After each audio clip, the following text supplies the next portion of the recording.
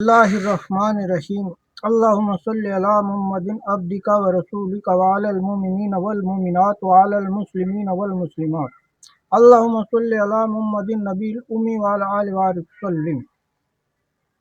السلام علیکم ورحمۃ اللہ وبرکاتہ۔ سامعین حضرات، میں نصر الدین خان آپ کے لیے دعا کرتا ہوں کہ آپ خوش ہوں گے۔ اللہ مجھے اور آپ کو ہمیشہ خوش رکھے، ہماری دین دنیا آخرت میں مدد فرمائے، نصرت فرمائے، رہنمائی فرمائے، آمین۔ اور اللہ ہمیں کسی کا محتاج نہ رکھے، آمین۔ سامعین حضرات، میں آپ کی خدمت میں آج ایک نیا موضوع لے کر حاضر خدمت ہوں۔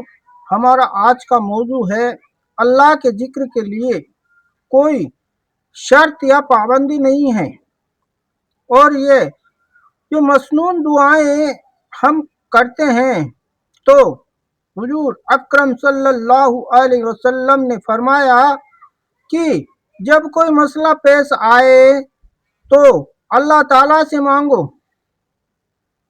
اور دعا کرو، اور اللہ تعالیٰ سے اس مانگنے اور فریاد کو اتنا آسان بنا دیا ہے کہ اس پر کوئی پابندی اور شرط نہیں لگائی ہے، بلکہ کسی حالات میں ہو اللہ تعالیٰ سے مانگو۔ نہ وضو کی ضرورت ہے، نہ قبلے کی طرف رخ کرنے کی شرط ہے، یہاں تک کہ ناپاکی کی حالات میں بھی آپ دعا مانگنا نہیں چھوڑ سکتے۔ اگرچہ اس حالات میں قرآن کریم کی تلاوت کرنا جائز نہیں ہے، لیکن دعا آپ کر سکتے ہیں۔ یہاں تک کہ جس وقت انسان لیٹرین پاخانے میں داخل ہوتا ہے تو دعا پڑھ کے داخل ہو، اور جب فارغ ہو جائے تو دعا پڑھ کے نکل جائے۔ یہ بھی ایک عبادت ہوگی، اللہ کا ذکر ہو گیا، اللہ کی ایک بہت بڑی ہمیں نعمت عطا ہوئی۔ اور جب آپ دعا کر سکتے ہو تو یہاں تک کہ جس وقت انسان کھانے پینے کی جو چیزیں ہیں ان کے لیے بھی اگر احترام کے ساتھ اور نبی پاک صلی اللہ علیہ وسلم کا بتائے طریقے کے مطابق ہم کھانا اور پینا کرتے ہیں تو وہ بھی اللہ کے ذکر کے ساتھ اللہ کی عبادت میں شمار ہے۔ زبان سے ذکر نہیں کرنا چاہیے، اس وقت بھی دل میں ذکر کرنے سے کوئی چیز آپ کو منع نہیں کر سکتی۔ بہرحال اللہ تعالیٰ نے اس ذکر کو اتنا آسان کر دیا کہ کوئی پابندی و شرط نہیں ہے اور کوئی خاص طریقہ نہیں ہے۔ اگر موقع ہو تو باوجو ہو کر قبلہ رخ ہو کر ہاتھ اٹھا کر دعا مانگو، لیکن اگر ایسا موقع نہ ملے تو نہ وضو کی شرط ہے، نہ ہاتھ اٹھانے کی شرط ہے، زبان سے بولنے کی شرط ہے، بلکہ دل میں اللہ تعالیٰ سے دعا مانگ لو اور اللہ کا ذکر کر لو کہ یا اللہ یہ کام آسان کر دے، اس کام کی مجھے ضرورت ہے، اللہ اس میں میری مدد کر دے۔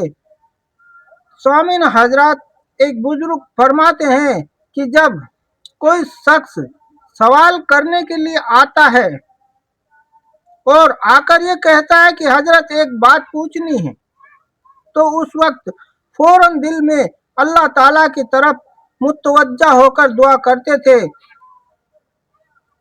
کہ یہ شخص معلوم نہیں کون سا سوال کرے گا، اے اللہ اس سوال کا صحیح جواب میرے دل میں ڈال دے، اور کبھی اس عمل کے خلاف نہیں ہوتا، ہمیشہ یہ عمل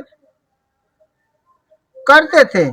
اللہ تعالیٰ مجھے اور آپ کو بھی کرنے کی ہدایت دے، توفیق دے، قوت دے، اور بات کو سوچنے کی، سمجھنے کی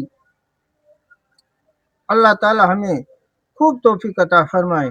سامعین حضرات، اللہ تعالیٰ نے اپنے ذکر کرنے کے لیے کسی بھی طرح کا کوئی ٹیکس یا کوئی اللہ کا ذکر سکھانے والا بندہ ہے تو وہ کچھ آپ سے اپنی مزدوری نہیں مانگتا۔ آپ اگر اس کے سامنے اپنا سوال رکھتے ہیں تو آپ کو وہ دل جان سے اپنا کام چھوڑ کر آپ کو سکھانے کے لیے آئے گا اور آپ کی پوری خدمت کرے گا۔ اگر کوئی چیز اس کو معلوم نہیں ہے تو دوسری جگہ سے معلوم کر کے آپ کو بتائے گا۔ تو کہنے سننے میں یا کسی چیز کو سمجھنے کے لیے ہمیں کبھی شرم نہیں کرنی چاہیے۔ دیکھو یہ چند روز کی زندگی ہے، جو ہم نے اللہ کا ذکر دنیا میں رہتے ہوئے کر لیا وہ ہمارے آگے کام آئے گا، اور اللہ کے ذکر سے ہمیں دین دنیا اور آخرت تینوں میں فائدے ہوتے ہیں۔ ہماری دنیا بنتی ہے، ہمارا دین بنتا ہے اور ہمارا آخرت بنتی ہے۔ تو سامعین حضرات، مجھے اور آپ کو اللہ تعالیٰ کہنے سننے سے زیادہ عمل کی توفیق عطا فرمائے، آمین۔ سبحان اللہ و بحمدہ، سبحان اللہ العظیم و بحمدہ، نستغفر اللہ۔ السلام علیکم ورحمۃ اللہ وبرکاتہ۔ سامعین حضرات، خدا حافظ۔